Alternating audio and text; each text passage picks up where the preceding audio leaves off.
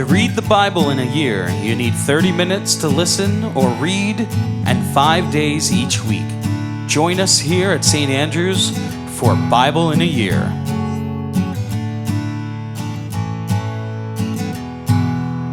All right, what do you want to start with?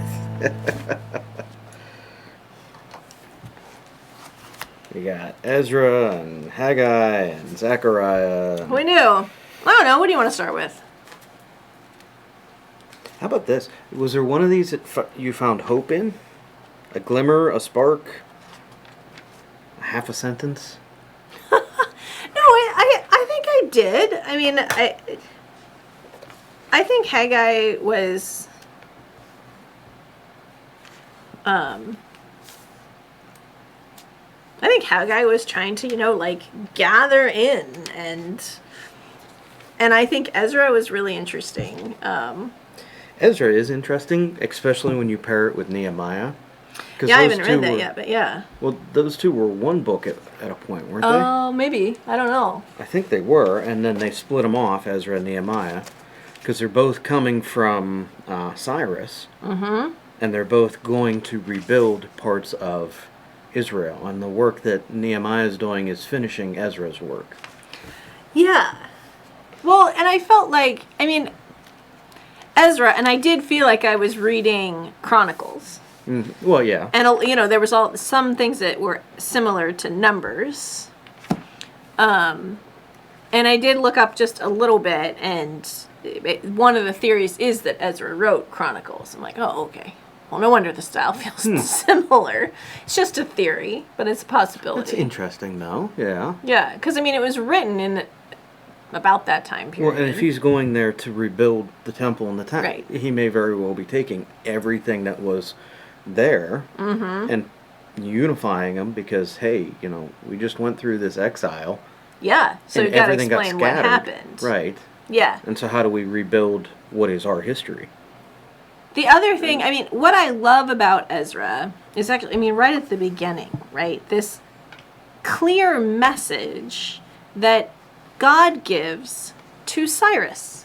Yes. Right? This is a foreign king. This is a king who is, ruling this big empire that has conquered Israel. And yet he is given this message. So whoever is among you of all his people, may his God be with him, and let him go up to Jerusalem, which is in Judah, and rebuild the house of the Lord. And let each survivor, be assisted by the men of this place, with gold and silver to be freewill offerings to the house of God that is in Jerusalem. That sounds crazy, right? But, let's let them go back. And sort of like Egypt, right? Let's give them... conquest without bloodshed.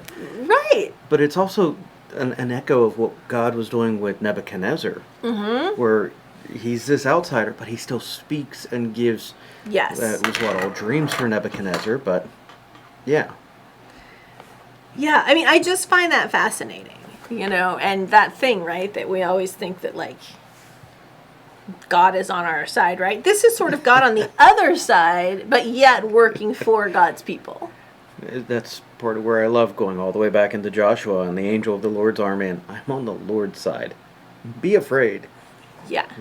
Yeah, okay. Yeah, that image of the commander of the Lord's army, you're like, okay. That's... God does not choose my side. I choose if I'm on God's side. Yes, that's a much better way to go. So I love that. I love that sort of upside down, turning it around, and yet working for the will of God. The unexpected and the expected. And then they bring out those vessels, instead of using them for their feast and having a handwriting on the wall, they take them all out and send them back to Jerusalem. And Ezra going from Persia with all of these things. He's going with a lot of gold, a lot of... Yes. Sacred and solemn, slip there, and traveling with the blessing of the king in a manner that doesn't get him harassed on the road. It's an amazing piece of transition from exile to return. But where is that place? I think it's in Ezra, where then they were tentative about the journey or crossing over. Oh, I also loved how they kept saying the land beyond the river or the land beyond the waters. I thought that was Nehemiah that was tentative. That's very interesting, because I haven't read Nehemiah yet. I might be wrong on that. I might have those two mixed up. Yeah, and I mean, it counted, like Chronicles would, who goes back, and in 264, the whole assembly together was 42,360, right? So not even close to the numbers we saw in Numbers, sorry. But yet, that is a hugely significant amount. Yeah, it's a return. And then these return, like chapter 3, they rebuild the altar, and they The temple, the sacrifices as to the law of Moses, the feasts of the law of Moses, the Passover, all of these things that are being reclaimed is what it feels like as their culture and their faith. And it reminds me of those, I feel like Jeremiah, but those prophecies, like, then the people will turn and they will be my people and I will be their God. right. And we get to see a little bit of that. We do. It's also kind of fun. You get Which is very hopeful. Yes. Okay. But you also get some lower stakes political intrigue. Yeah. That is Persia, the transition of kings, and the continued rebuilding of... Yes, because 4:4, then the people of the land discouraged the people of Judah and made them afraid to build. And they bribed counselors against them to frustrate their purpose. Have you ever felt like that? Yes. Like I wrote in the comment, purposeful frustration. Yeah, and so they write, and this is where I tried to look this up, and I guess the chronology of the rulers of Persia here is not being followed exactly, because I was confused. But they write to Artaxerxes, 4:12. Right. And, be known to you, the king, that the Jews who came up from you to us have gone to Jerusalem, and they're rebuilding that rebellious and wicked city. And I'm like, wow, is Jerusalem suddenly Nineveh? In some way, it got viewed as that, Right? and cursed as that. Now, this is also where I always get sketchy. Artaxerxes. Mm-hmm. That's not the one that marched on Greece. That was Artaxerxes II who did that? Yeah, I don't know. Because that's tying into this time period of history that's... I know, the name sounds familiar to me, but I'm like, is it the same name? Is it different? Well, I don't know. I can't remember if it was Artaxerxes I or Artaxerxes II who marched on Greece. And I think there's some some belief that it was Artaxerxes who is the king that Esther marries. Interesting. Just time scaling and where we're at in big picture history. The other thing I think is interesting is it feels like their contention that they were just talking about, like they were building this rebellious and wicked city, is about salt. They like salt. This is where they get their salt. So you turn the page, and 4:14, at least on my Bible, you turn the page. And because they're talking about how they're not going to pay tribute or custom at all, and the royal revenue will be impaired. And then 14, now because we eat the salt of the palace, and it's not fitting for us to witness the king's dishonor, we are sending this information to inform you. And I'm like, oh, it's about salt. They want their salt. This is where they get their salt. Which there is a significant amount of salt in Israel. And I mean, we use it so much, we forget that it's not it was always precious. easily found. Yeah. Even into the days of the Romans, they were paid in salt. Right. So this is where they get the salt. That is interesting. That's a small little footnote, too. Just one little one-off line. Yeah, salt. And even that, that's where we get our salt. It's not fitting to witness the king's dishonor. But this is where we get our salt, don't forget. In our modern age, it's table salt, dude. You'll be okay. Modern age. But yeah, you have some more transition with the kings as well, because we get ahead to Darius. Yes. And, but Darius looks up the decree that Cyrus gave, and then he honors that. He finds it in the archives, and he honors this decree. And he builds on it. Mm-hmm. Again, enabling and rebuilding and furthering what the Jewish people are doing and what God is doing in restoring and rebuilding them. Yeah, chapter 6, 7, Darius is saying, let the work on this house of God alone. Stop purposefully frustrating them. Let the governor of the Jews and the elders of the Jews rebuild this house of God on its site. Moreover, I make a decree regarding what you shall do for the elders of the Jews for rebuilding the house of God. The cost is to be paid to these men in full without delay from the royal revenue. So they're paying for rebuilding what the empire destroyed. 70-ish years before? Yeah. Yeah. So, chapter 6. Yeah. The dedication of the temple. Yes, it's finished on the 3rd day of the month of Adar in the 6th year of the reign of Darius the king. And the people of Israel, and they celebrate and dedicate the house of the Lord with joy. How did you feel about that? Well, good. Why am I not supposed to feel good about that? I actually felt kind of sad. Why? The presence of God never descends on the temple as it does that first time. Oh. There is no, and the Spirit of the Lord descended. It's just... Okay, but, okay. That is true that is not specifically said, but it doesn't say it doesn't. I'm just saying. And clearly God's in this, right? I mean, he's got several emperors to turn towards helping rebuild this. I mean, there's no way this is getting rebuilt without God completely turning things around. So God's in it. God's in it, but it feels like it's more of a... I guess the best way I could phrase it is God is loose in the world. In a way that they are never able to fully have the worship they used to have. It's not the best way to phrase it. Well, God is loose in the world. It's God's world. Yes. I mean, we are the ones that are loose in the world and causing way more too havoc much and chaos than we should.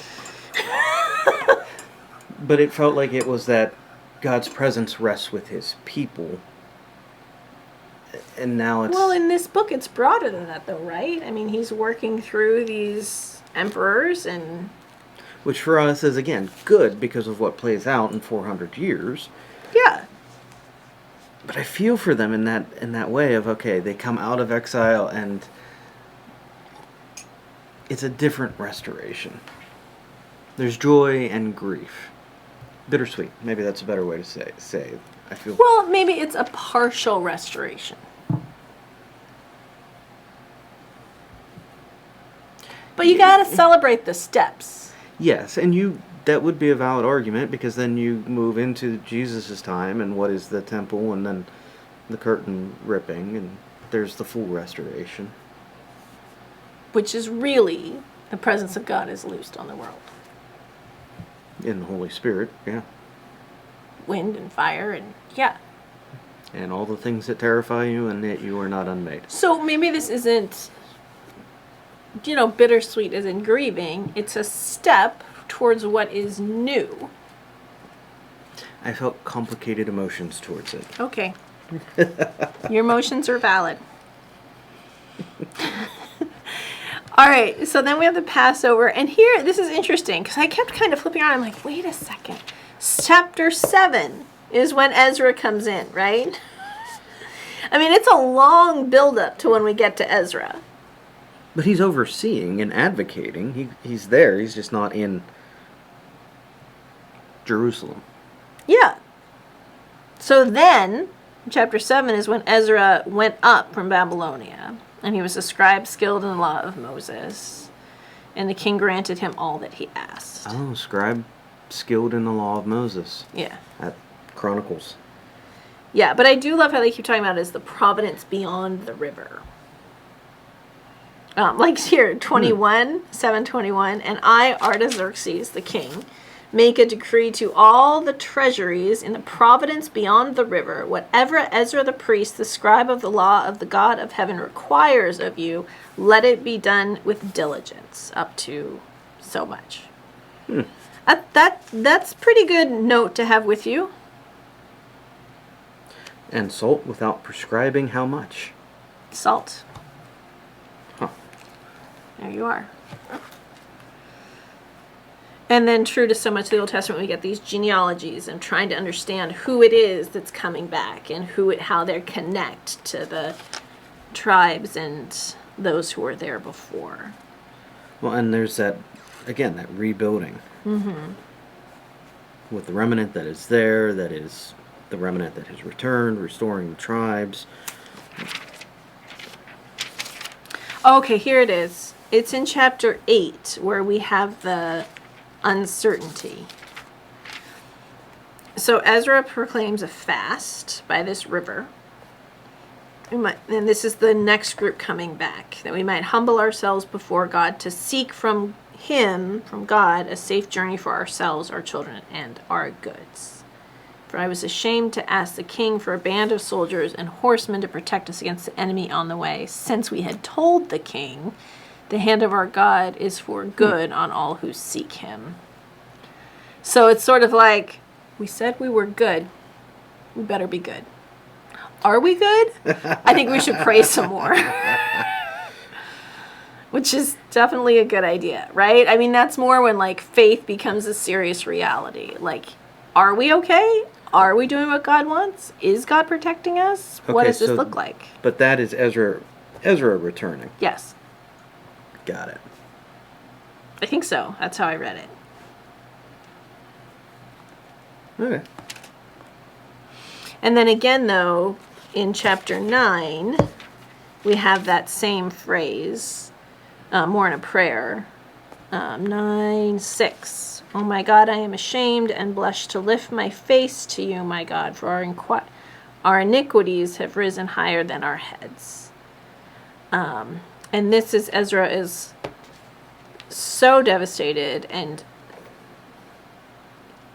sort of uncertain of their future, because he goes back and finds that people are intermarrying and to other people who have faith that could easily pull people away, which is what happened before. Right. And the remnant that went tried to live into that faithfulness. Yeah. And what stayed is just kind of... Yeah. Because we see that in Nehemiah as well, because they try to entrap and kill Nehemiah as the remnant that stayed. Mm. And has some level of corruption. So there's still this, like, okay, the people have turned back, the people are going back. Can they really change? And how do they live into that? So, and that's sort of, and you're right, so it sort of ends on a down note. Because 10:10, and Ezra the priest stood up and said to them, "You've broken faith and married foreign women, and so increased the guilt of Israel." And that's not a small thing to wrestle with, because, I mean, it's breaking up families. Yeah. But it's also the amount of times that they as a people fell to other gods, other belief, other worship that... You wonder why, though, it can't be the other way. Why can't they bring those women towards this faith? Are they so resistant to it? Have they even tried it? Is that okay? I mean, Rahab's a great example. Rahab is. Is she that unusual? I don't know. I think it's got to be something with the culture that we don't see. That we don't get. Yeah. Yeah. That's the only way I can look at that and explain it. So. So around the same time, we have Haggai. Yes. The second year of Darius the king. And Haggai seems to be the person on the ground.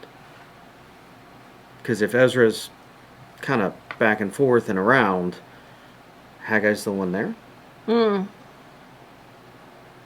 Yeah, and so, I mean, people are coming back and they have to rebuild all sorts of things, right? And Haggai is trying to get them to focus on the house of the Lord. You know, and this is his, so there's a whole lot, right? I mean, starting in 4, is it time for you yourselves to dwell in your paneled houses while this house lies in ruin? And then again, you know, down in 9, yet because of my house that lies in ruins, while each of you busies himself with his own house. Which is difficult, because you need a roof, but it feels like that's just a misuse of the resources they've been given. And they don't want to get destroyed from that. Well, and, I mean, houses can take a lot of time, Yeah. you know? Yeah. Someone says something simple, but it's not simple. That's 3 days extra on the contract, and how much extra on the bill. That's what really frustrates me about realtors. You know, you walk into the house and you're like, starting to make they're like, oh, that's an easy fix. And I'm looking at them like, are you going to do it? Are you my general contractor now? Are you going to do it before we move in if it's so easy?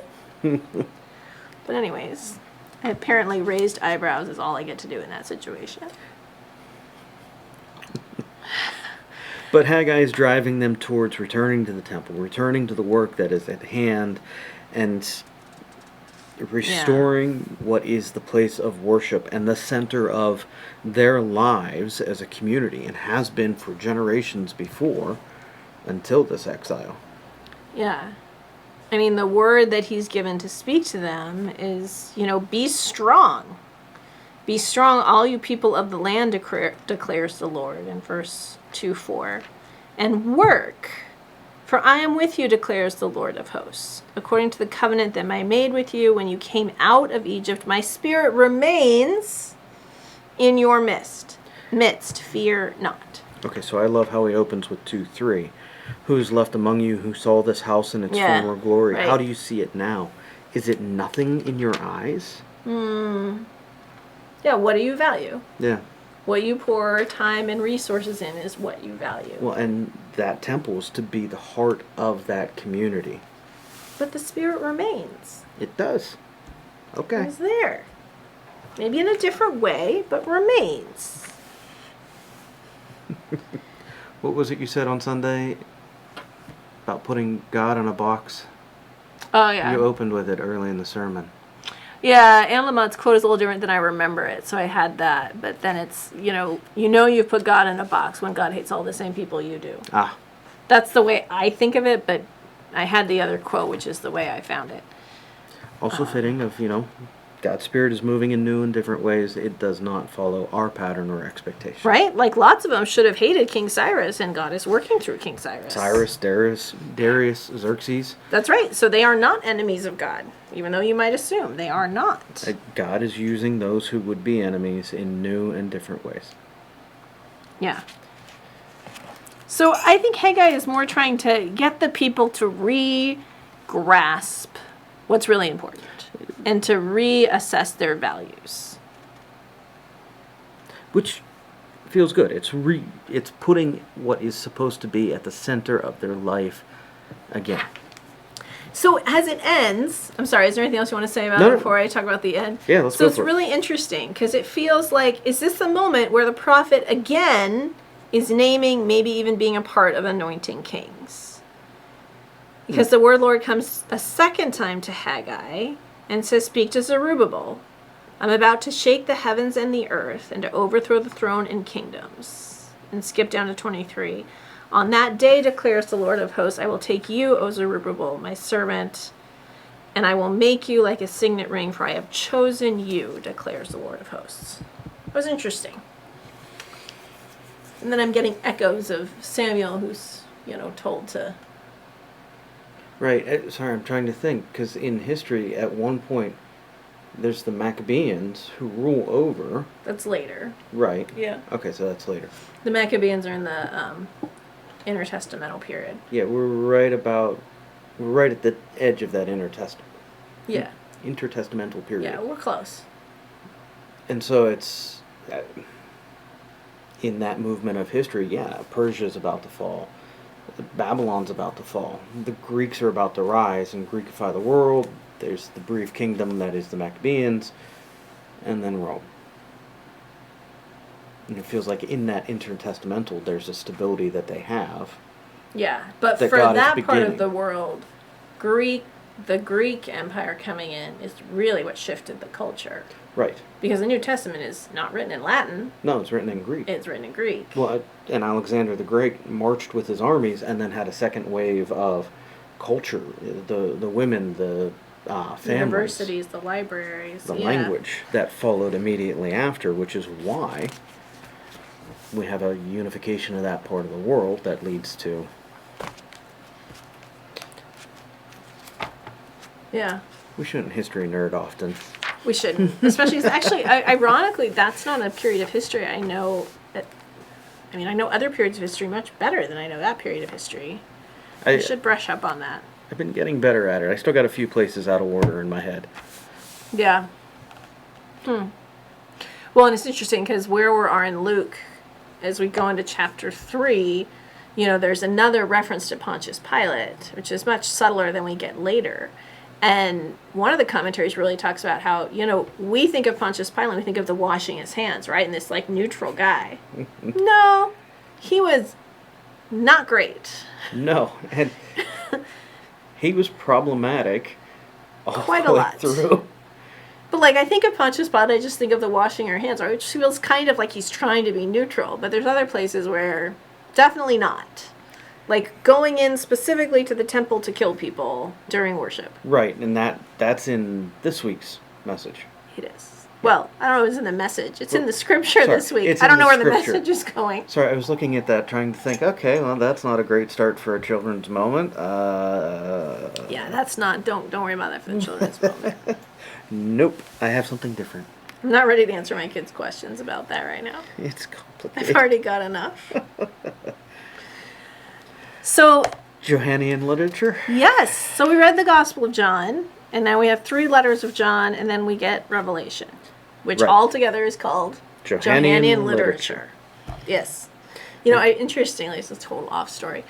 My second year of college, somehow I ended up in a class for Johannian literature, but it was very clear that was really a class that was for seniors. So I was only in it for one day, and Gundry helped me transfer out, but it was very interesting. I'm just and I'm not in the right place yet. Into the deep end, okay. Nope, not ready for that. But that's when I first understood Johannian literature.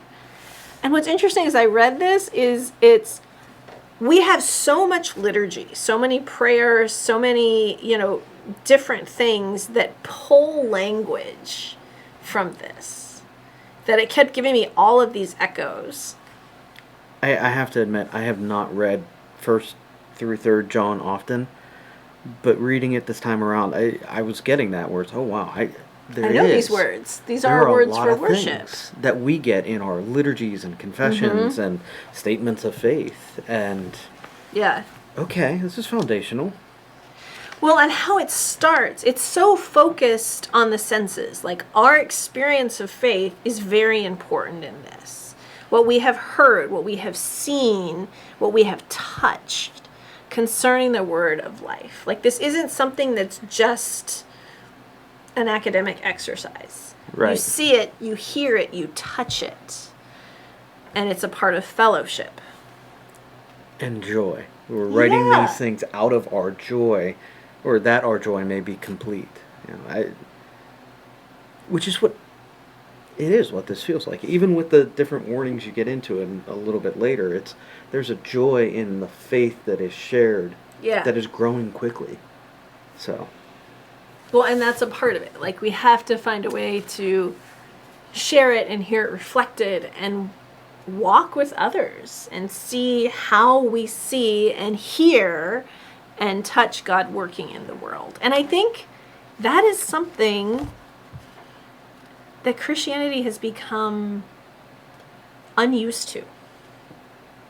We're used to sort of holding it for ourselves. And yet there's something active in sharing it and almost like putting yourself out there to say, okay, God, what are you going to do now? Right? Yeah. Well, But I wasn't taught that growing up in the church. But you have kids going around with tins full of little ducks. trying to actively live into what is... Or tins of little Jesuses. Actually, I encourage them to put little Jesuses in with the ducks as well. Riley still got 2. Yeah. He's purist. Yeah, hey. I am very pro pockets. Everybody should have lots of pockets. Yeah. I can only carry so many tins. Oh, he's got a big backpack. But that joy of sharing. And our culture, it's hard in our culture, though, right now. It really is. Which is... Okay, if we're going to go off on that. We are. Which is why I love what is that duck. Being able to... And it's goofy, it's silly, and it's always unexpected. This little good luck duck. Yeah. And just a way to say, hey, I love you, I'm praying for you, have a good day. So it makes it easier for us because we're trying to learn how to do this. In a culture that has told us that there is a place you talk about faith and there are lots of places you do not. And a duck is non-threatening. Right. It can open a door, and it's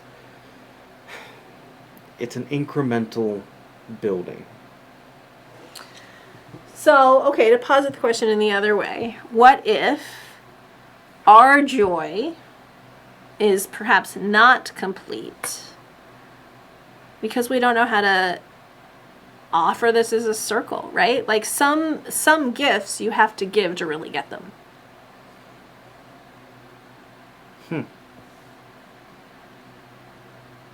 But then it goes on. Let's just move on. It's all right. We can ponder that as we live.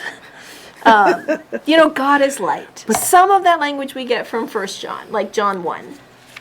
Yes. Right? In the beginning was the Word, and the Word was with God, and the Word was God. Nothing was made without the Word. And the light shines in the darkness, and the darkness did not understand it, is what we get in the prologue of John 1, the Gospel. But here we get God is light, and in him there is no darkness at all. And so it's like inviting us, figure out your darkness and deal with it and come walk in the light. And not just that, but I mean, it's if we confess our sins, he is faithful and just to forgive us. And cleanse us from all unrighteousness. See, and we know that because it's part of our liturgy. It is. But just that living into that where it's, okay, wait a minute, it doesn't, again, there's no caveat on what is or isn't. It's just confess your sin, be open. Yeah. And God is faithful. I also love how he opens in chapter 2, my little children. This is, again, being in youth ministry, it's addressing what is 0 to 99. We are all children of God. We are given through Christ the ability to call God Abba, Father. And John is leaning into that of, we are children to God. Which is just beautiful and a wonderful reminder.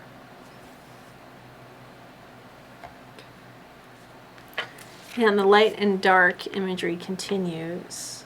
And then we have this repetitious, right? I'm writing to you little children. I'm writing to you fathers. I'm writing to you young men. And it keeps going because you are forgiven. Because you have known God who's from the beginning, because you're overcoming evil, because you know the Father, because, all of these things are reminding them of, this is what you know.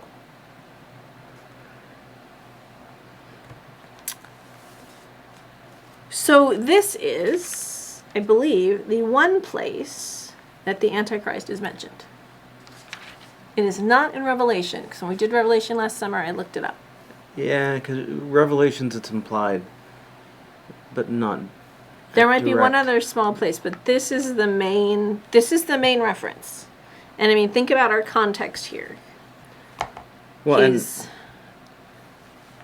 go ahead. He's encouraging people in their faith right where it is. But then it's like he looks ahead and he says, the time is urgent. In a sense, there is an urgency in this time and perhaps every time. The Antichrist is coming, and so now many Antichrists have come. So it's not this one. right? Well, and Jesus even kind of implies that. I think it's in one of the later Gospels that there will be others who come after him who are the deceivers. Right. And again, that's what John is hinting at, that there have been there are a couple So the examples. Antichrist, I don't know. I mean, it's interesting. Like, how do we even define that now? Like, if it's like lots, what does that mean? So the way I have personally defined it in my head is that since Christ came and left, the Antichrist is just active always, trying to find what is that path forward to deceive, destroy. And when the time is right, God will allow it at a global level. Or it's just always lots of little ones. I mean, Yeah. But it's not a clear it's the thing that prophecy. takes the life. It's what takes Yeah. the hope. And And it what distracts us. It what pulls us away from Christ and away from God instead of towards. and pulling a little bit from before this section with what John ends with out of the last section, it's 2:17. And the world is passing away along with its desires, but whoever does the will of God abides forever.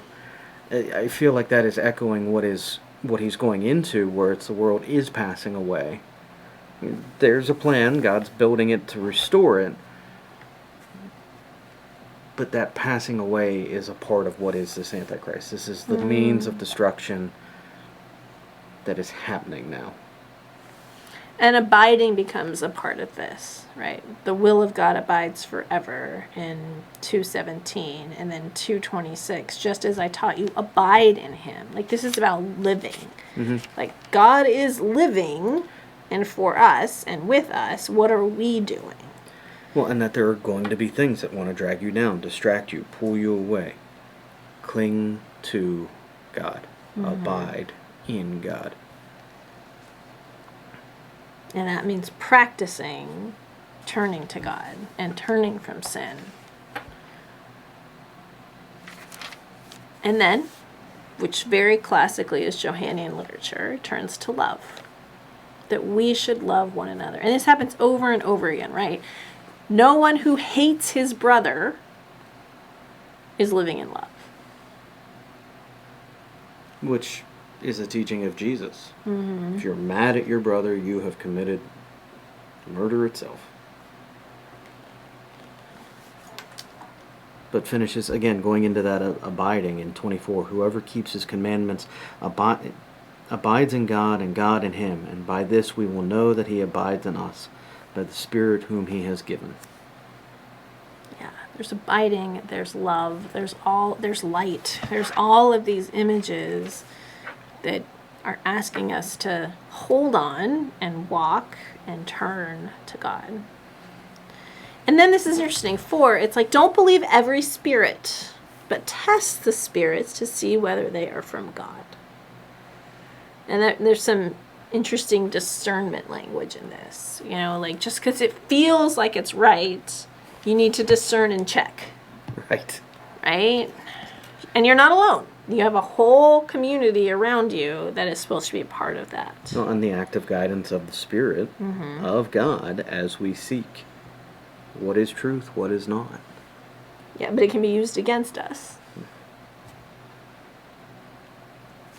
Yeah. And then it goes right back to love. Whoever abides in love abides in God, and God abides in him. And we love because God first loved us. The testifying in chapter 5 is really interesting. So it's 5, I guess it starts in 6. And the Spirit is the one who testifies, because the Spirit is the truth. And then it says there's 3 that testify: the Spirit and the water and the blood. And so it's like there's the Spirit, there's baptism, which I'm assuming is the water, and then there's blood, which, I mean, connects to the sacrament, but also connects to Jesus covering us. What do you got? Okay, the earth was without form and void, the darkness was over the face of the deep, and the Spirit of God was hovering over the face of the waters. The waters. And it just feels like John is pulling all of the strings, tying them into a bow that is creation to Christ and to the church in this age. And that's how the gospel opens. Yeah. Yeah, where it's, oh wow, okay, so it's even how he kind of closes it out with the crucifixion. Because is it John where he talks about him being pierced in the side and it's water and blood? I don't know. I feel like I remember reading that, but I did not highlight it. Yeah, it's John 19. Oh, you mean in the gospel? Yes. Yes. Yeah, it's in the gospel. But one of the soldiers pierced his side with a spear, and at once there came out blood and water. It just feels like John is building, again, the argument that, creation, spirit of water, or not spirit of water, but the water. The spirit hovering over the waters. Christ. And the waters are even separated. Yeah. Building on. I missed that. That's interesting. So how it ends is really, it almost feels like something Ezra would say. Right? Because this whole book ends all of these amazing images, all of this encouragement, yet all of this exhortation to, to love, to not sin, to not stay in sin. And then it ends, little children, keep yourselves from idols. Period. Do you need a better ending? Well, I really like Paul's benedictions at the end.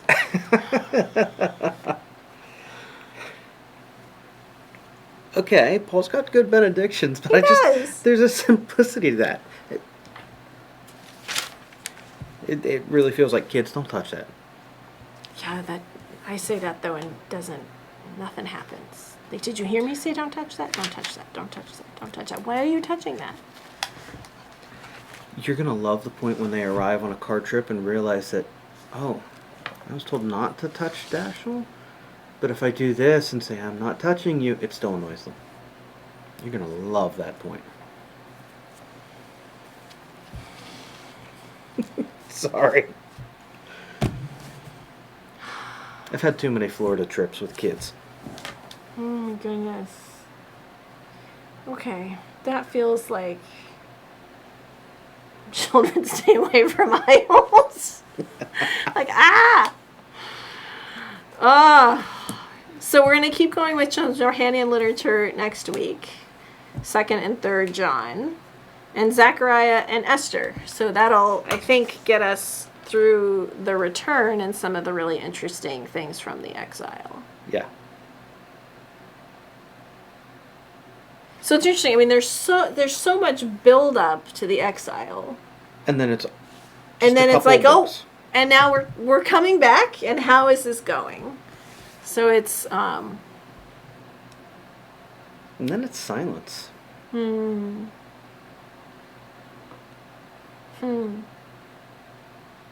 not quite at the silence. No, but I'm sorry, I think of that, and it's just Christmas vibes. Because then you have that anticipation, that joy, that build-up going into Christmas. And having... That's how we experience it, though. Yes, that's how we experience it, which is the joy of it. And I understand that is particular to our worldview and belief and system. Yeah. I feel like this week and these passages are asking us to consider what it looks like to return. Even 1 John, what does it look like to return? And as you look in the exile, maybe even those who, they've never seen it, right? What does it look like to return to God? For people who have known, or people who haven't had that moment yet. Yeah.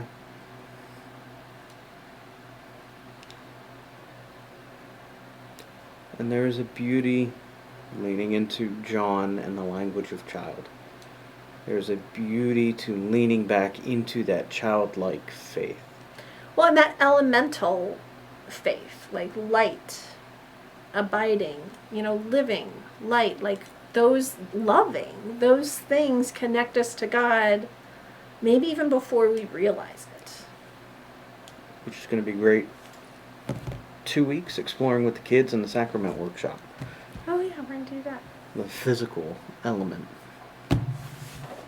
So live in love. And as you live in love, may you find God in the midst. Peace be with you. Amen.